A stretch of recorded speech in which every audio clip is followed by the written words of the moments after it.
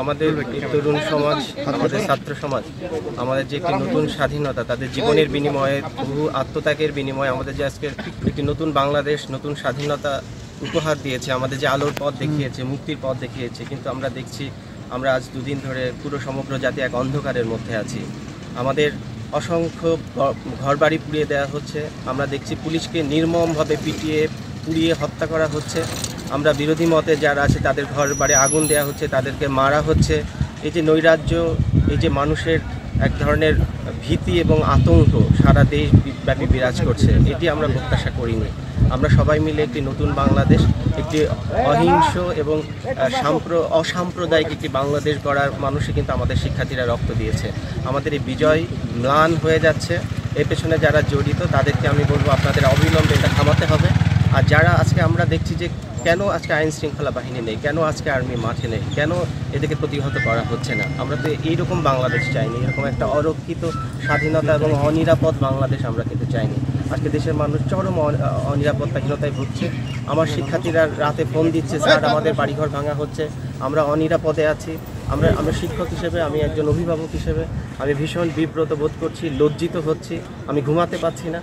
আজকে এই জন্য ভেবেছি যে আসলে এটি আমার নৈতিক দায়িত্ব যে আজকে কেন এটি হচ্ছে এবং অবিলম্বে এটি রোধ করা উচিত। এটা আইন শৃঙ্খলা বাহিনী কেন আজকে নেই, যারা ক্ষমতা নিল তারা কেন এই দায়িত্ব নিল না, যে মানুষের জানমালের অধিকার কেন এটা রক্ষা পাচ্ছে না, সেটি আমাদের প্রশ্ন। আমি এখানে নগ্ন পদযাত্রা, যে এখান থেকে জোহার স্যারের এই চত্বর থেকে সাহেব বাজার পর্যন্ত আমি হেঁটে যাব, প্লাস 1টা পর্যন্ত ওখানে অবস্থান করব।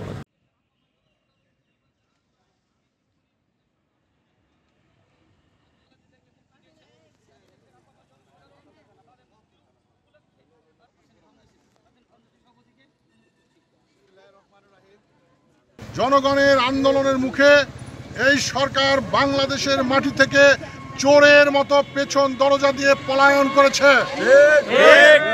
এটা বাংলাদেশের ইতিহাসে একটি কলঙ্কময় অধ্যায়।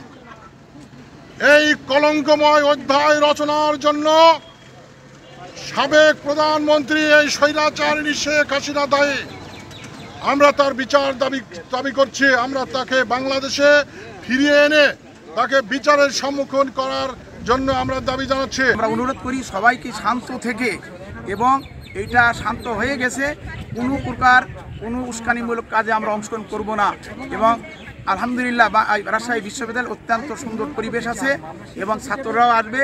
এবং আজকের এই বিজয়ের দিনে, অর্থাৎ প্রকৃত স্বাধীনতা যে অর্জিত হয়েছে, রাজনৈতিক স্বাধীনতা ভারতের কাছ থেকে, এই জন্য আমরা চেষ্টা করি বাংলাদেশ সব জায়গায় মেধার ভিত্তিতে, ন্যায় রাজনীতিক ভিত্তিতে না, মেধার ভিত্তিতে সব জায়গায় কর্মসংস্থান হয়।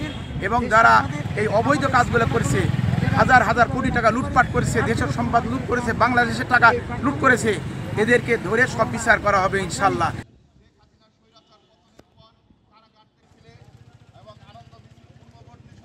তাদের সবাইকে ধন্যবাদ জানাচ্ছি। প্রফেসর খালেদুজ্জামান